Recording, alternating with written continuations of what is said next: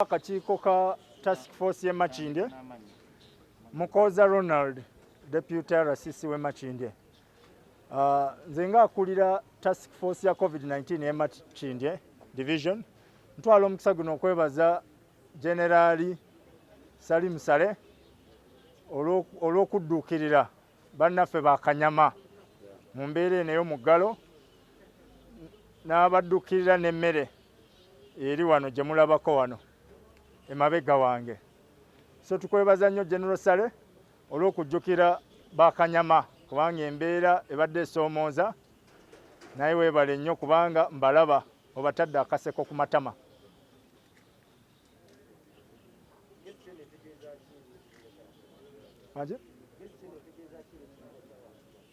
Era ekibiina ky'abantu bano.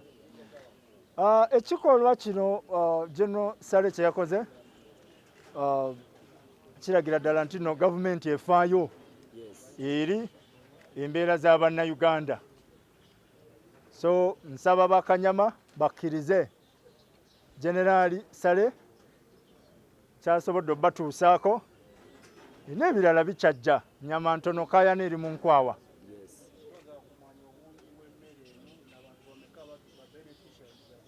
Obungi bw'emmere ttaani ziri 32 kwetooloola Uganda. Obungi bw'emmere ziri ttaani 32 nga zigenda kugabibwa Uganda yonna.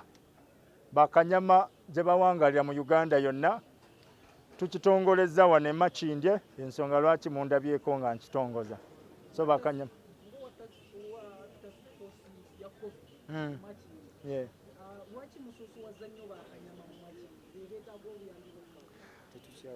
nga task force y'e Makindye si kituufu nti no tusoosowazizza Bakanyama, abalala babadde bafuna emmere.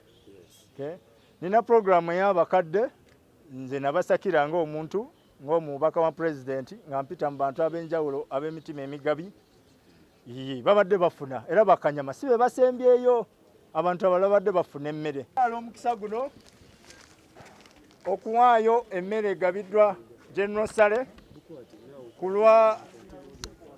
lwa task force ya Makindye division.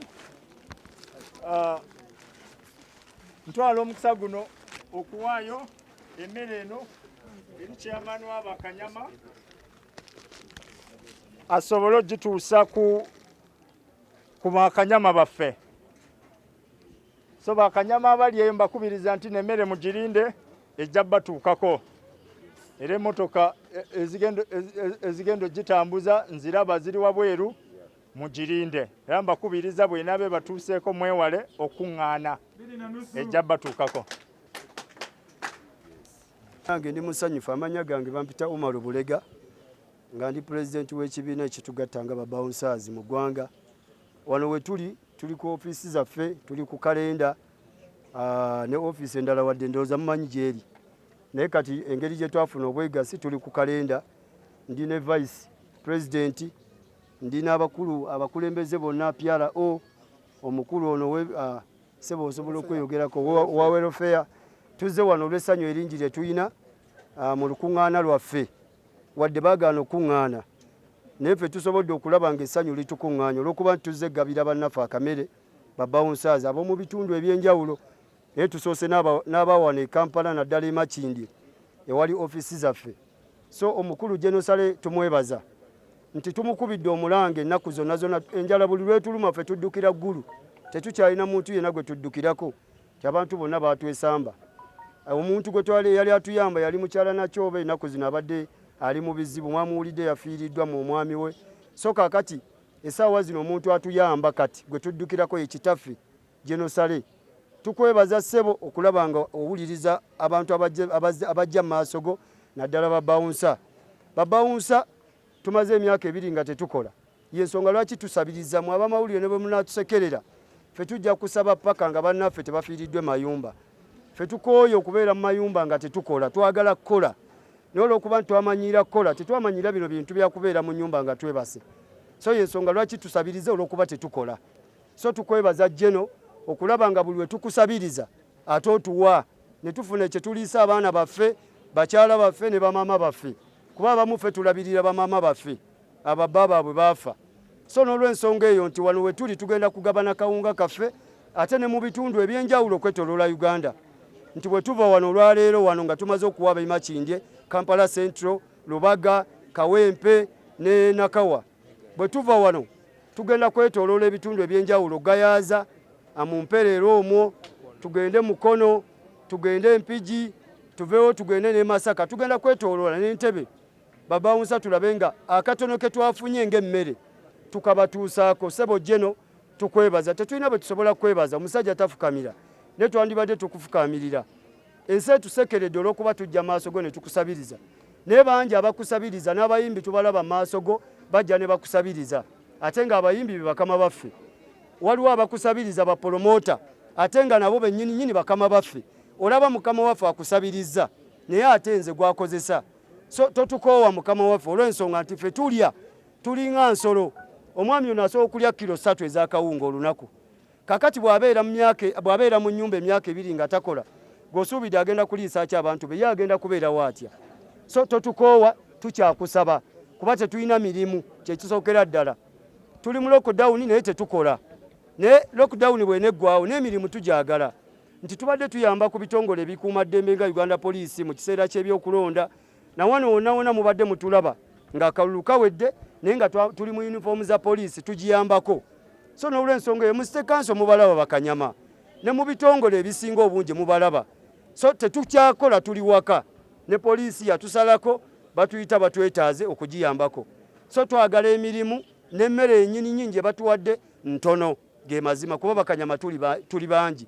Era bwe tukomawo nga weggulu afande, ssebo totugoberanga kaluma, tuyambe otuwe omukisa tukomewo, bannaffe bangi abatannafuna kyakulya. Mwebale nnyo, weebaliye ddala.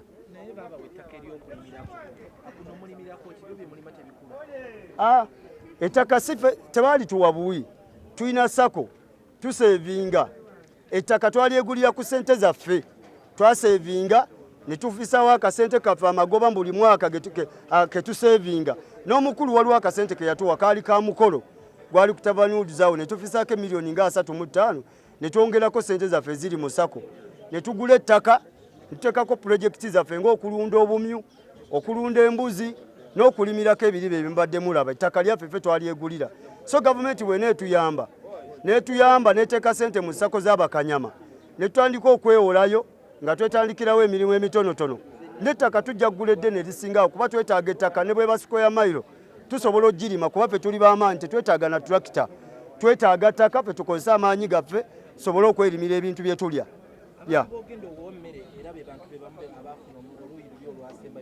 Abagendo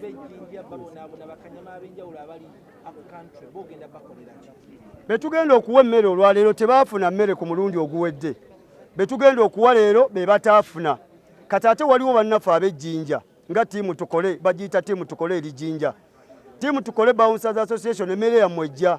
Waliwo ab'Embalala nabo tugenda kubatuukako. Waliwo Bouncers Association eri Masaka nabo tugenda batuukako. Waliwo One Stop Bouncers eri Mbale tugenda batuukako.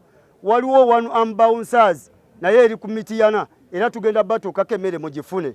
So abali mu bitundu ebyenjawulo abatasobodde kujja Kampala, tulina emmoloka tugenda kutuukayo. RCC mu Mulabye yatuwadde olupapula olutambuza emmoloka zaffe okubatuusaako emmere. Mubeere bagumu, akamere wadde katono tugenda kubatuukako tubaweeyo kilo 15 10 10. So tukwebaza Jeno, weebale nnyo, weebaliye ddala.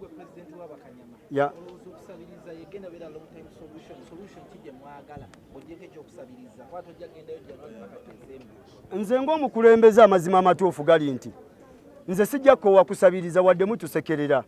Okusabiriza si yegenda okuba ensonga, okukola yegenda okuba ensonga, okutufunira emirimu, okututeekako mu bitongole ebyenjawulo ebiri mu Uganda ebikuuma ddembe, kuba abantu betukulembera bali trained. Abamu babadde Iraq, Abu Dhabi, Afghanistan, balinga basirikale bawana ba military.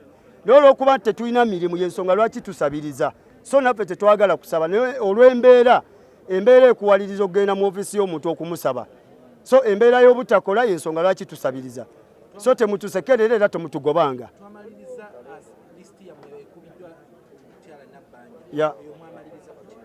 Nze nno nkyakubira Mukyala Nabbanja Omulanga, Prime Minister, maama waffe oli mupya mu ofiisi, naye tukusaba lisiti yaffe tubadde ba namba 2 mu Uganda ku nteekateeka ya gavumenti. Gavumenti yateekawo okutuyamba naye yasookera ku bakanyama n'abalala. Naye olw'okuba nti bakanyama tetumanyi lwaki tubadde tusosolwa. N'olwaleero lwennyini mpandiikidde Prime Minister olwaleero ku makya luno olw'Emmande nga mulaga maama embeera bakanyama gye balimu. Emitwalo gyabwe 10 gye wabasuubiza ku masimu tebagifunanga. Listi ziri mu ofiisi yo ewa RCC Kampala Central na wane Makindye okwetooloola division ez'enjawulo. Listi z'abakanyama baazikuba tteke tebafunanga mitwalo gyabwe 10. Tukusaba mukyala Nabbanja okole ku nsonga y'ababawunsa kuba ababawunsa bajja tupaaluuka kuba n'abantu balinga nsolo betukulembera.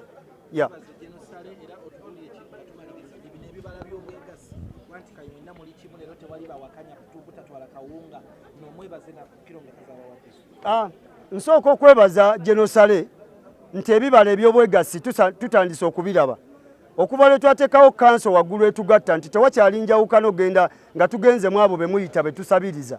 Tugenda tuli omuntu omu. Ono mumulaba mukulembeze wa sayidi ndala. Nze mbadde mukulembeze wa sayidi ndala.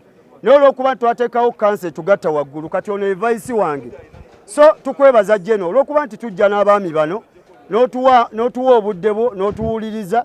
Tukwebaza okufaayo ku nsonga z'ababawunsa kuba ababawunsa naawe wennyini okimanyi nti bantu si bangu nnyo okulembera ate si bantu bangu balya ate n'ekirala bantu b'amaanyi. N'olw'ensonga eyo tukwebaza otwaniriza n'obeera nga otuyamba mu mbeera eno gye tulimu ey'okubeera nti otufunidde ekyokulya. Weebale nnyo ssebo, weebale ddala.